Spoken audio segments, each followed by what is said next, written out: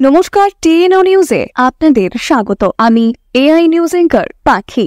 যে কোনো অঞ্চলের উন্নয়নের মাপকাঠি যদি নিজের অঞ্চলের কোনো দ্রব্য বা পণ্যের আমদানি রপ্তানির মাধ্যমে বাজারজাত করা হয়, তাহলে অনেকাংশে লাভজনক হয় এবং নিজেদের নির্মাণ করার ফলে তার আনন্দের পরিসরটাও বেশি অনুভব করা যায়।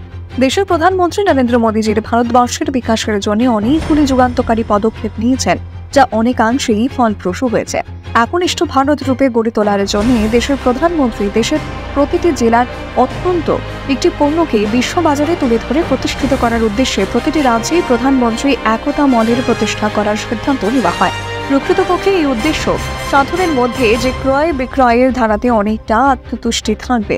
এই উদ্দেশ্যে গতকাল হাপানিয়াতে পিএম একটা মলের শুভ উদ্বোধন অনুষ্ঠানের সূচনা হয় এবং এই সূচনা পর্ব রাজ্যের মুখ্যমন্ত্রী মহোদয়ের দ্বারাই সম্পন্ন হয়। এই কর্মসূচির স্থান এখন নির্ভরযোগ্য জায়গা হিসেবে প্রতিষ্ঠিত হবে বলে রাজ্যের মুখ্যমন্ত্রীর বিশ্বাস। এই একতা মল নির্মাণে প্রায় 150 কোটি টাকা খরচ হবে।